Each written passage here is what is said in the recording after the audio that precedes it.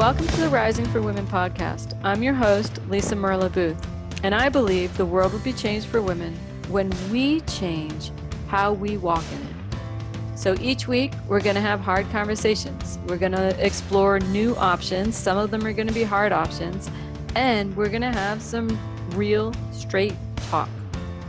We're going to do that because I have faith that women can handle it.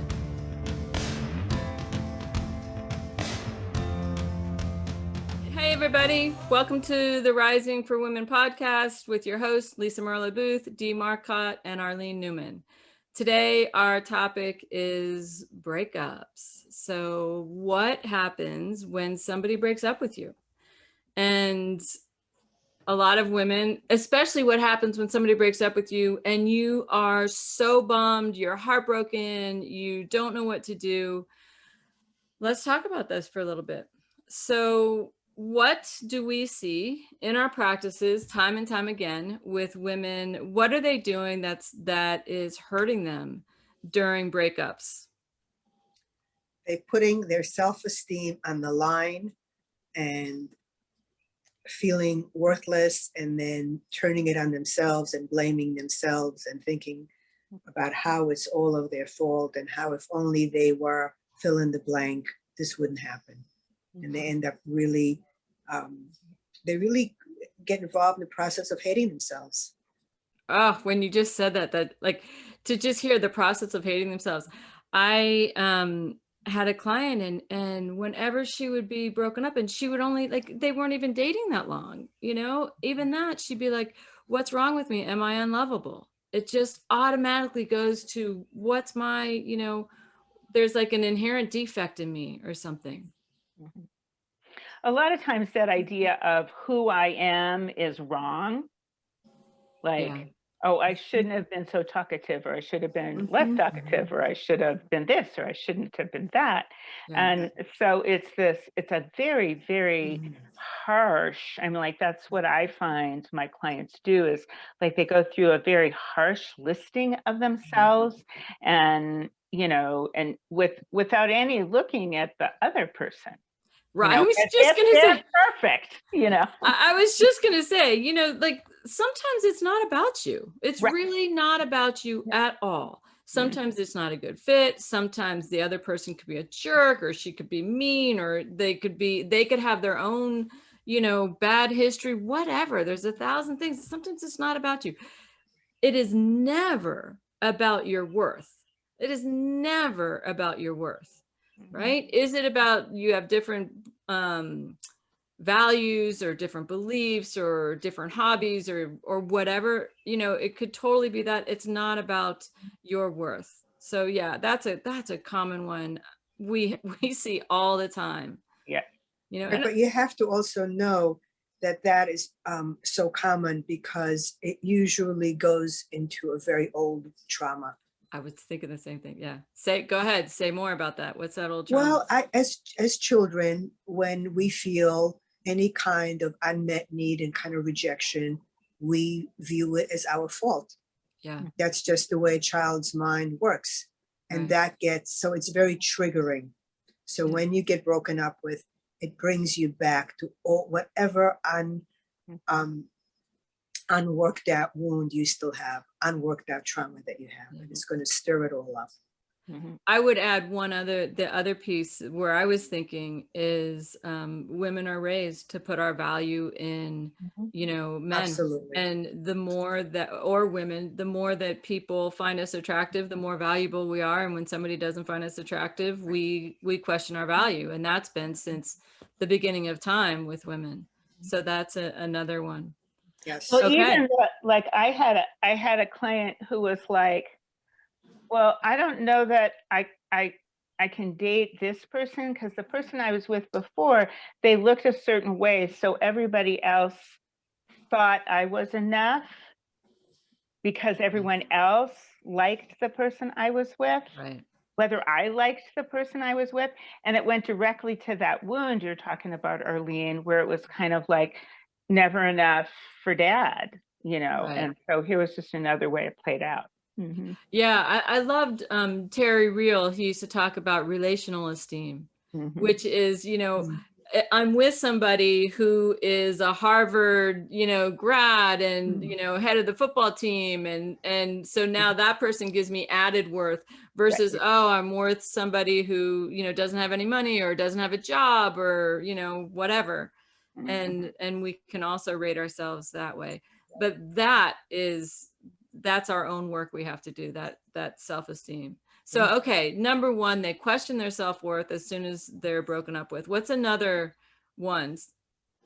I think another thing that happens is if there are children involved, there's a part for children and there's a part for just the other people in your life, that with children, the tendency is to want to alienate that other partner.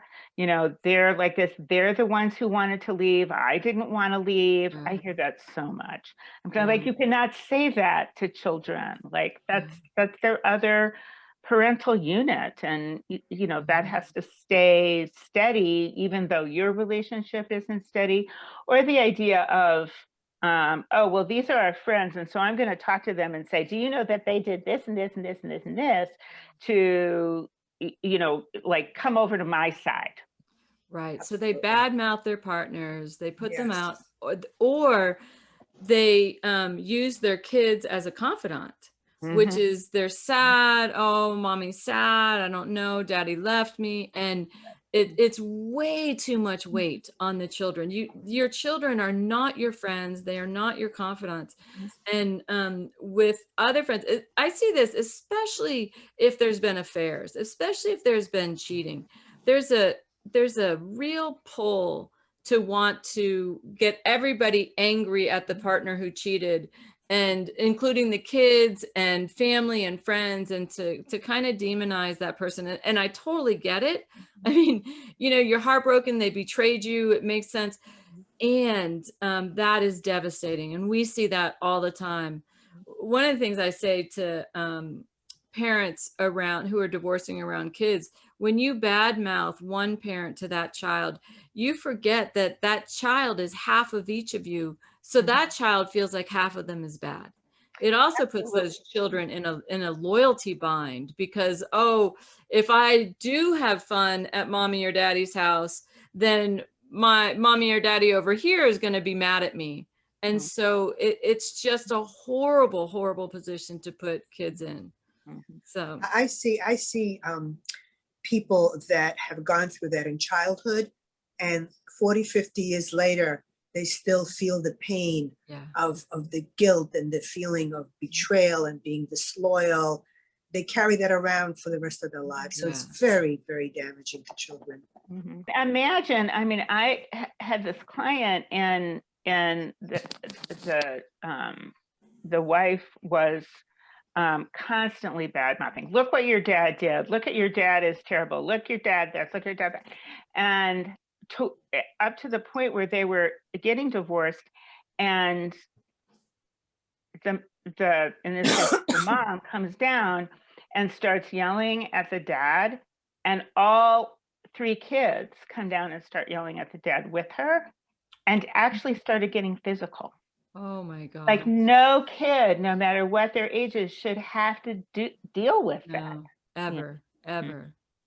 Yeah. So the third thing that I see is women, they chase and they chase and they chase and they chase, and their spouse divorced them or left them, or their boyfriend or girlfriend left them, and now they're brokenhearted, and so they're texting and texting and texting, give me another chance, why aren't you here, you should have loved me, you said you'd love me all the time. And in 1,000 ways they just start chasing, and I've seen them do that. Like they get really desperate, and they might lower their values, and they'll be like, I'll do anything for you. I've had one woman, she's like, I'll have sex with you every day, I promise I will, or I'll have an open relationship, I'm okay with that now. When they're not, it's just they're so desperate that they're afraid to be alone,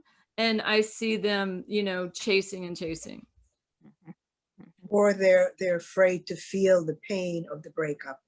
So they will engage in that kind of behavior rather than have to deal with the grief and the pain Right. of the loss, which it's inevitable that it's going to hurt. Right. Loss hurts. There's no way around it. So Right. true.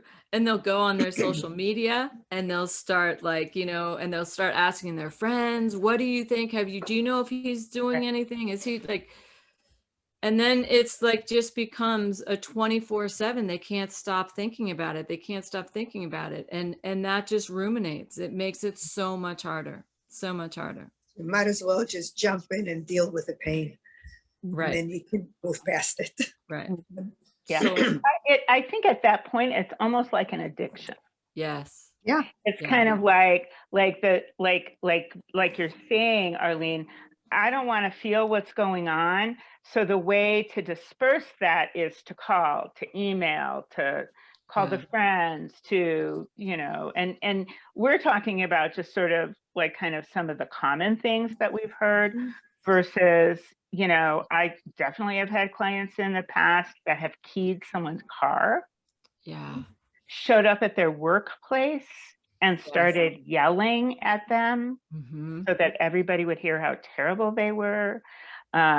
Actually going into someone's house and vandalizing the entire apartment.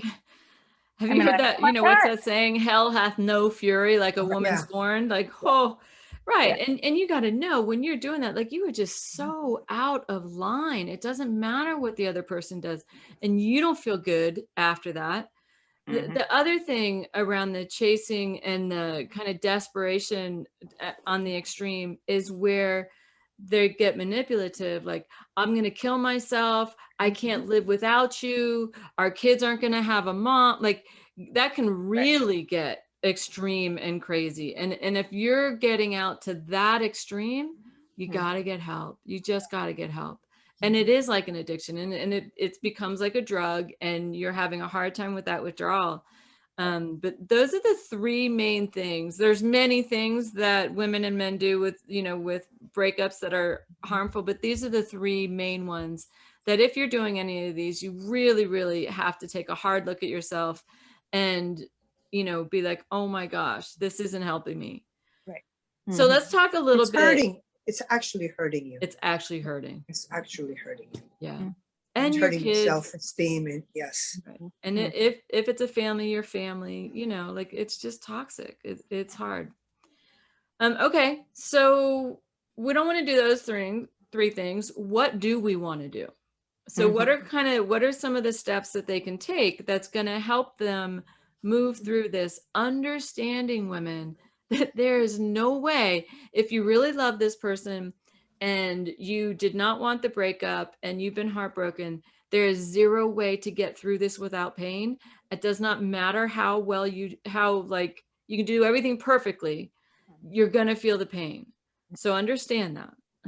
But now that that's said, what can help ease it? What can help get them through this breakup in a way where they can have their head held highs, their hearts are protected and intact, their families and children aren't going to be hurt by their actions? What are some things they need to do? I think the first one is take space. I cannot tell you how many clients I have that are like, well, we have children, so I have to talk to them all the time. Or, it's kind of like, well, I think we can be friends. And I'm like, well, maybe, but not right now. Like right now, like it's if you have children, the minimal amount of contact possible. Right. Daycares, schools, grandparents, like there's all kinds of places for the drop off pickup kind of thing. Right. Get off of social media in every way, shape, or form. Like you were saying, Lisa, you don't have to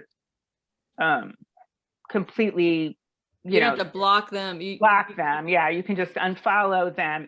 And there may be some. And you don't have to unfriend them. So unfollow, you don't have to unfriend. Yeah. And so, and maybe some of their friends, because otherwise you're going to see the friends' pictures with your person, Right. So it may be that kind of stuff. If in fact you have children or dogs or cats, the other ones, it's kind of like, I have a rule for my clients. There should be no text that's anything other than functional. Mhm. I will pick up the cat at 7. Mhm, Right. mhm. And no text should be any longer than your thumbnail. Because otherwise it's kind of like, and besides, blah, blah, blah, blah. Right, You know, right. it's like, no, you're Yes. not going to have, when people say like, well, we're broken up, but we had a fight over text. I'm like, that should never happen. Shouldn't happen. That shouldn't Right. happen. So all of these different ways to, you know, to do that, put away stuff that, Yeah. you know, put away the pictures and some of that Mhm. other kinds of stuff. It's another way of taking space. You know, what I was just thinking when you were saying taking space is tune in. Like, is what you're doing helping you or hurting you? Is it making you more sad? Are you grieving more? Are you feeling worse? You know, every time you're scrolling through Facebook, does that hurt you or does that help you better? Right. So you got to get more in tune. And sometimes we're just doing these things out of you know, just kind of like, you know, you're not thinking. It's just a knee jerk. Slow down and start thinking. You know, And then that taking space is huge. I was reading in an article that you should not be friends with an ex until you have zero desire to date them or be back with them. And so that first breakup, people kind of prolong it. Like, just, you have to both say, look, we're going to break up and let's do 2 months or something where zero texting, zero anything, zero communication. Like, except for what Dee said, if it's a parent, if it's a spouse, if it's kids, Right. there's no friendship type text. It's just, let me just the facts, you know, and tune into yourself. Yeah, give yourself time to heal, because Yeah. if your heart is broken, you need to find your way of mending that. And it's going to take time and self-care. And the first step would be tune into yourself, see what you need, see how you feel, Right. and attend to yourself. You need attending to right now, and you're the only one who can give it to you. Great. So another one for you to do is remove desperation out of your acts. Please, please. Please. I cannot say this. Desperation is incredibly unattractive. It is very, very unattractive. There is nothing attractive about desperation. I have yet to see somebody who's going to start a relationship up again with an ex because they're so desperate. It doesn't feel good in your skin. It doesn't feel good to people on the other side of you. It's not attractive to watch. It's not grounded. It's not strong. So you're gonna feel desperate. You're gonna have those moments where you are desperate. You're also gonna have moments where your feelings are out of control. You're gonna feel like you want to rage and blow up, and, you know, like Dee's said before, you know, like ransack somebody's house. But don't. Like, recognize this feeling. It's a moment in time. It's a moment in time. It will pass. Call a friend, go dive in a pool and, you know, swim some laps, or, you know, Go boxing. A lot, all these boxing things yeah, out there now. Go box, hit the bag. exactly. Go Do for something a active. run. Do something to get it out of your system. Yeah, but All feelings pass. do All not act it feelings. out. Right. Don't act it out. And Because it's another way, self-demeaning and Right. self-damaging. Yeah. and another way not to act it out is, this is not the time to do your drug of choice, Yeah. you know, and get Eat a pint of ice wasted. cream. Yeah, get your pint of ice cream, whatever. This is not the time to do that. Right. Mhm. Yeah. That's not to say that occasionally you can't have your pints of ice cream. Occasionally, absolutely. But you But can't. not for that reason. Not for that reason. Don't Not for numb that out. reason. You don't want to No, numb numb out. out, no. You're, you know, don't like get so drunk you can't even, you don't remember things. Like listen, a grounded, powerful strength. You trust yourself that you have the ability and the strength to handle this. Are you going to be heartbroken? Yes. Is it going to be hard? Yes. Can you manage it? Absolutely. Have faith in yourself. Trust yourself. It and will do pass. these steps. Mhm. Yeah. It will pass. It will pass. You have to keep telling yourself it will pass. A moment in time is right. This It is is an this MIT. moment, and it will pass. Yeah. Okay, so take space. Don't act out. Don't get desperate, reactive, crazy, none of that. What's another one? Number 3.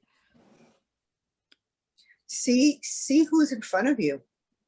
See the person who has broken up with you. Look at them clearly, Yes. not through that lens of nostalgia and the 5 minutes in the last month that you had a good feeling with them. See who they are. See how they've behaved. Oh my gosh. I can't even, that is so, I can't tell you how many clients, like, you know, for the past 3 months, they're like, oh, he never talks to me, or she doesn't talk to me, or they're blowing up at me, but this relationship, and then they get broken up and it's like, oh, he was the nicest person in the world. I love being, I'm like, what? Like, what? I don't even know who I'm talking to right now. Change that lens. And you need to know the moment you're broken up with, something just happens. And all of a sudden, everything looked rosy and it looked like the best relationship you've ever had. And you just know, you just need to know, it's like, that's just your drunken lens right now. It's not accurate. You are like making it look so much better than it was. And so, you know, I love that. Clear your lens. You got to know this, clear your lens, really. And something that might help with that is think of the bad things. Think of the things you didn't like. Think of those moments that weren't so rosy, and really take time to do that. You Because know what that's else you can do? You can talk to your closest friends Yeah. who've been watching What you. did I say? Yeah. Yes. Yes. Mhm. And you can hear all the things that they haven't wanted to say while you were in it, Yeah. Right. that they've been holding in, and then they can Totally. give you a bunch of truth that you may That's not really want to perfect. hear, but will help you. Yes. Because I hear so many of my clients go, and now that I've broken up with him or her, oh my gosh, like all of my friends are saying, oh, well, they've treated you like this. And I, you know, Right. it's like, oh my gosh, you know. Yes. That's a great way to clear your lens. Yeah. Mhm. Okay, another one. And you alluded to this a moment ago, Arlene. Grieve, take time for yourself, grieve, but don't wallow. There's a difference between, you know, there might be a day where you're just crying. That's okay. But there shouldn't be every day where you're crying and constantly where you just keep going over what you're missing and how bad it was and what's going on. Like, you've got to take time to feel it and to take care of you and to surround yourself with friends, but don't wallow in grieving. You know, miss it, see it for what it was, but don't stay there. Don't stay there. Find a way to let it go. And if for whatever reason you're having trouble with that, know that it means something. It means that it's triggering some old trauma and you need to get help with that. Yeah. That it's not just about the current breakup. Right. Mm-hmm. And like, what would you say, you know, the definition of depression is 2 or more weeks of steady sadness and feeling depressed, each day in and day out, right? It doesn't ebb and flow. But with a breakup, you know, it's going to take a little while, but it should be gradually getting better. You know, gradually it should be, you know, the first couple of days you might be all, you know, 24 hours, who knows, you know, but then it should be, okay, you have an hour, you know, opening, and then you have several hours opening, and you're doing it. And as long as you're distracted, you're not thinking about it. And if you're not seeing that happening, and you're just every day, it just feels just as heavy as the day before, that's a sign that you got to get professional help. Yeah. So. I call it like at first it's the tsunami comes in, Yeah. and then it goes out, you know, but it stays there for a long time. Then it goes out, then you have the big waves, but Yeah. again, it should be going in and out. Right. It Just should like be the steady. wave. Yeah. I love that. I like that. Yeah. All right. And what's the last one? So we have take space, don't act out desperate or numb out your feelings, have a clear lens, grieve. Number 4 is grieve, don't wallow. And number Get 5, on with your life. 5 is get on with your on life. with your life. Yeah. There are so many things that if you look back, you probably stopped doing or weren't able to do because you were in this relationship. either because of timing or family or kids or whatever. And now you have some openings. What can you do now? Take advantage of it. You have freedom to be who you want, to show up how you want, to do things you want to do, and do it. Step into life. Call those friends that you haven't been hanging out with nearly as much. Go to the plays that you wanted to see. Actually start taking an active role in your life. Yeah, plan a trip, go exploring things that you were interested in that you just forgot about because you wanted to be with this person. Yeah. Go back to it. Arlene's little, thing, change your look, get a new haircut. Yes, definitely. That always worked for me. I've had some really weird haircuts. Yeah, something Different that colors. right. Something that demarcates a new beginning. Something that's okay, here it goes. And whatever that is to you, take that step. All right, so 3 things to avoid if you had your heart broken and you are really struggling. Stay away from these 3 things. Do not chase. Number 1. Number 2, do not use your kids, your friends, or your family as weapons. Don't use them to alienate or to make your spouse or your boyfriend or your girlfriend look bad. Don't do that. Don't use your children as confidants. They are not there for confidants, and they're also not there to be loyal to you and disloyal to their other parent. Don't do that. Number 3, don't question your self-worth. You are absolutely worthy. This has nothing to do with your self-worth. Sometimes relationships don't work for 1,000 reasons. It is not because you are not worthy of love. Don't even begin to go there. And if you do, you need to know you're off. 5 steps. 1, take space, unhook. 2, don't act desperate or act out feelings of anger or numbing out. Number 3, clear lens. Everything starts to look rosy in the past. It wasn't. Remember get an accurate view of what was going on. Number 4, grieve, don't wallow. And number 5, get on with your life. Get out there, start new. Okay, challenge. What's our challenge for them? So the challenge, and we're really gonna, we're gonna ask you to really try to be consistent about this, is to journal. I know some people don't like to journal and this and that, so it's kind of like you don't have to write. This isn't like you have to write an English essay.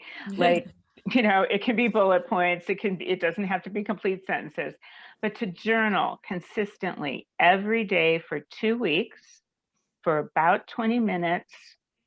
And not about, oh my God, I miss them so much, but about what are the things that I had to give up? What are the things that didn't work in the relationship? What was it that I complained about a lot and didn't feel like I was getting? And I think, Lisa, you had referenced that this is based on research. Yeah. That really when people did this versus just journaling, they were really in a much better place in 2 weeks when they did this. It helps you clear that lens and see the relationship for how it really was rather than the skewed way that you're feeling it because of the breakup. Right. Don't journal about how much you miss them and how wonderful it was, So 20 minutes a day for 2 weeks, and on the breakup, what happened, what wasn't working in that relationship, all those things. And let's see what happens. That would be an active step for you to take to start getting through this. And pay attention to all the tips that we said today, implement them, see how it works through this breakup. Does it help you? Does it get you through it? Does it not? Leave feedback. Let us know how the journey's going for you. If you have questions, send them to us. We're happy to answer them as best we can. And in the meantime, our hearts go out to you. We totally get breakups are tough. But remember, as hard as it is today, it is just a moment in time. It is an MIT. All moments change. So hang in there. You've got this. walk through this with a grounded, powerful strength. You have the ability to do it. All right. That's it for this episode. Best of luck, and we hope your heart mends very soon. Thank you again for joining us this week, and always remember, you have the power to change the world for women by changing how you walk in it. I challenge you to choose one way to stand in your grounded, powerful strength this week and be part of the ripple of change.